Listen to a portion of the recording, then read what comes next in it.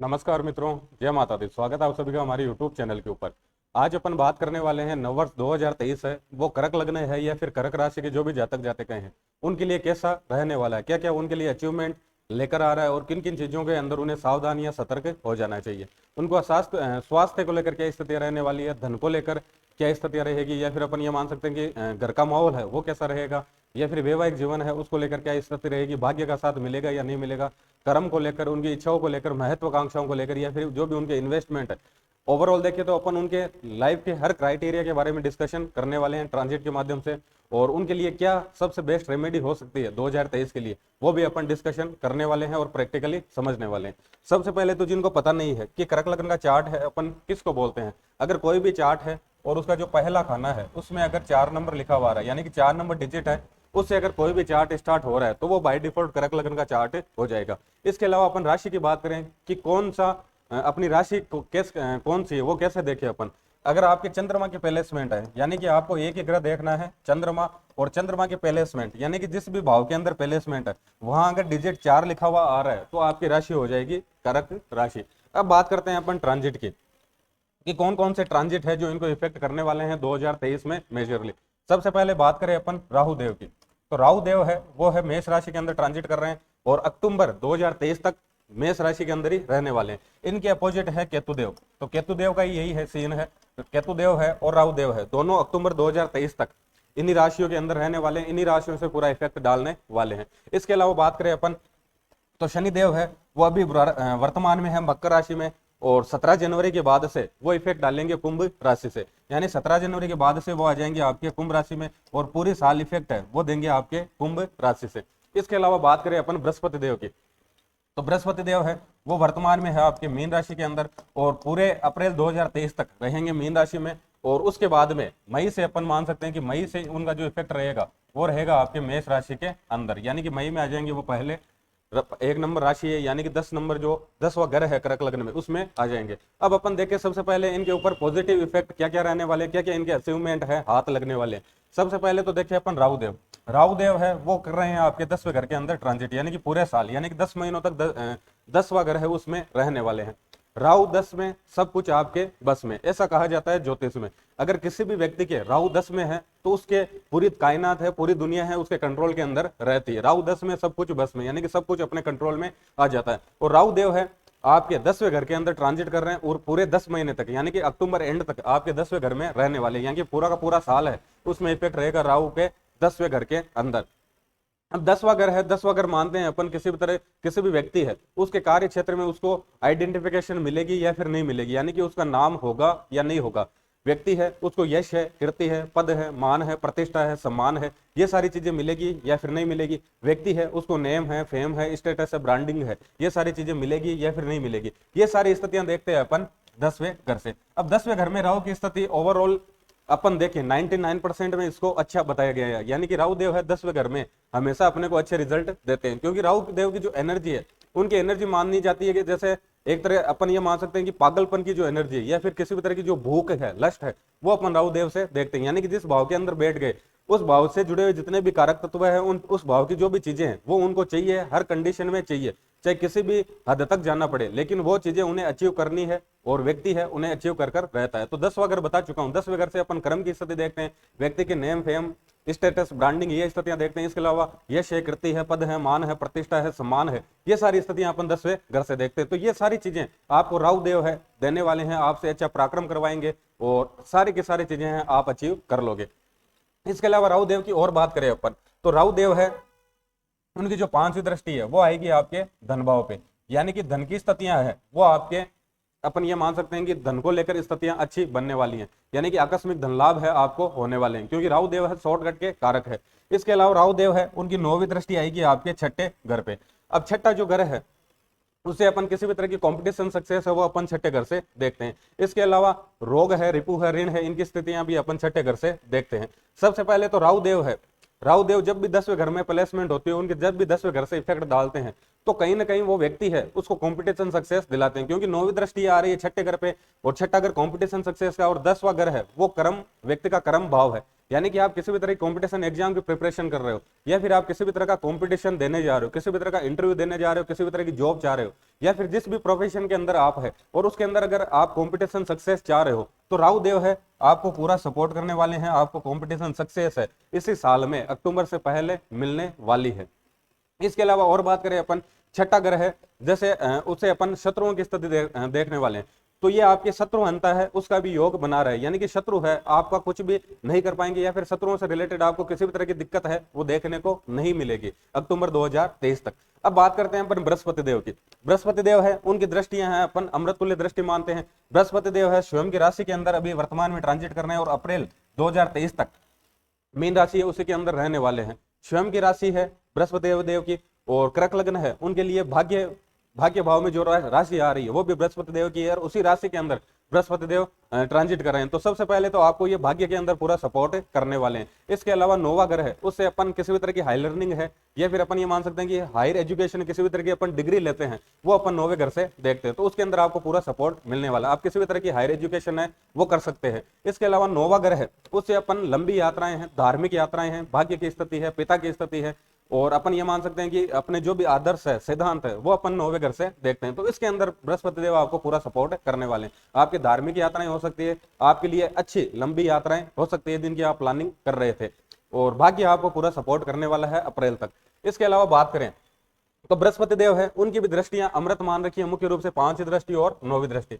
अब बृहस्पति देव है उनकी 5वीं दृष्टि आएगी लग्न पर, यानी कि आपके खुद के ऊपर पूरा इफेक्ट डालेगी अप्रैल तक।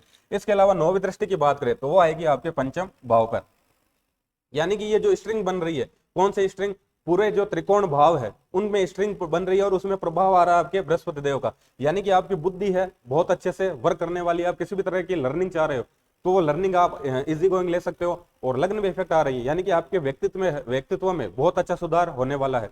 आपको बहुत अच्छा ज्ञानार्जन होने वाला है, यानी कि अपन ये मान सकते हैं किसी भी तरह की लर्निंग है वो इजी गोइंग आप ले सकते हो। अब बात करते हैं अपन बृहस्पति देव है वो आ जाएंगे आपके अप्रैल के बाद में 1 नंबर राशि के अंदर।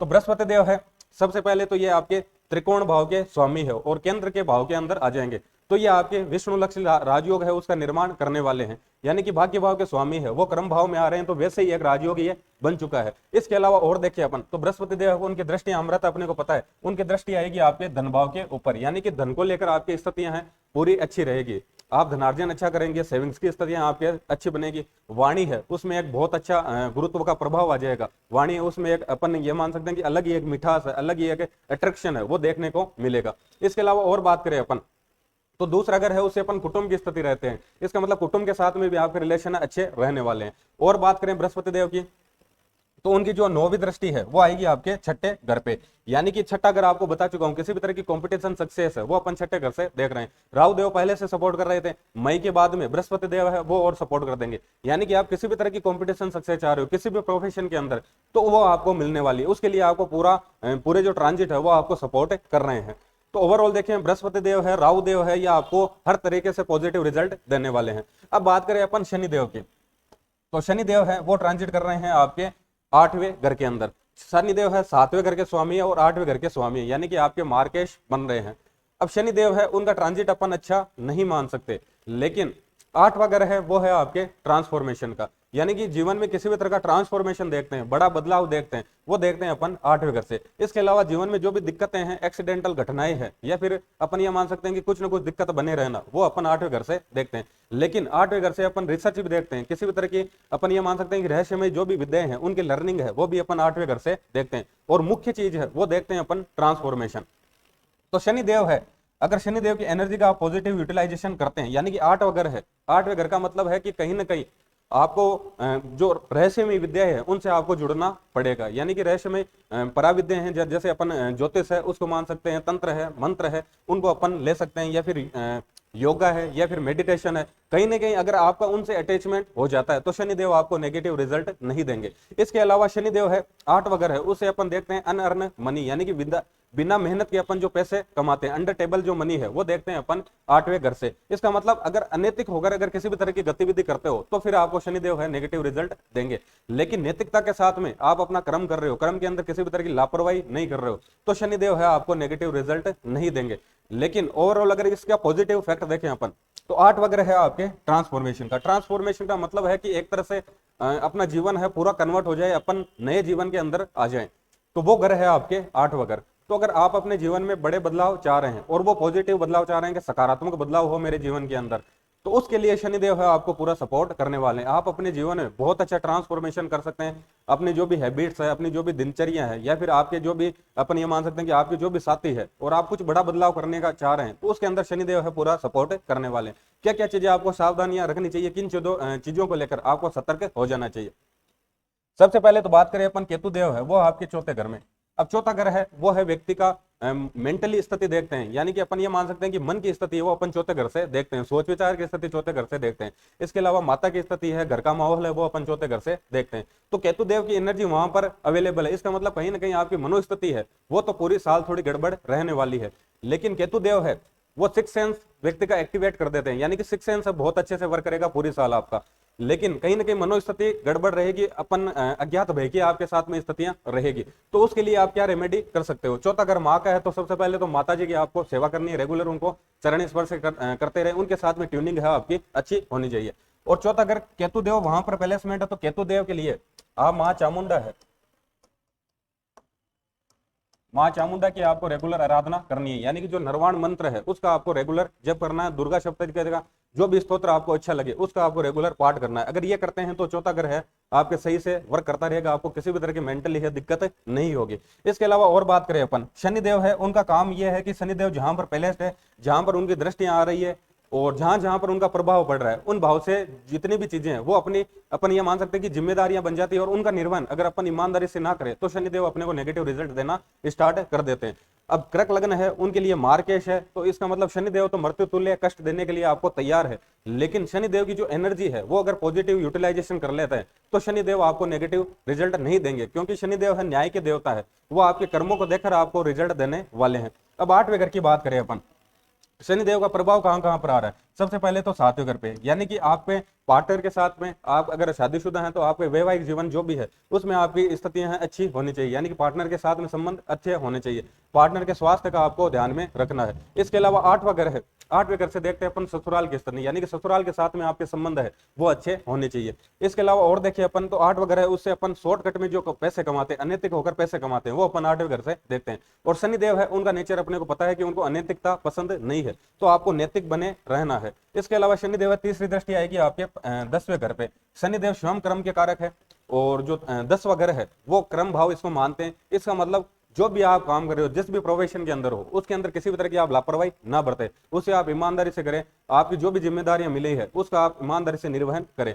शनिदेव है 7वीं दृष्टि आएगी आपके दूसरे घर पे। दूसरा घर है वाणी का है, खान पान का है, कुटुंब का है। कुटुंब से रिलेटेड जो भी जिम्मेदारियां हैं उनका ईमानदारी से निर्वहन करें। खान पान का आपको विशेष रूप से ध्यान रखना है, यानी कि तामसिक भोजन आपका ना हो। वाणी के ऊपर आपको विशेष रूप से नियंत्रण रखना है, गाली गलौच है उसका प्रयोग नहीं करना है। इसके अलावा और बात करें अपन तो उनकी 10वीं दृष्टि आ रही है आपके 5वें घर पे, यानी कि संतान से रिलेटेड जो भी जिम्मेदारियां हैं उनका आपको ईमानदारी से निर्वहन करना है।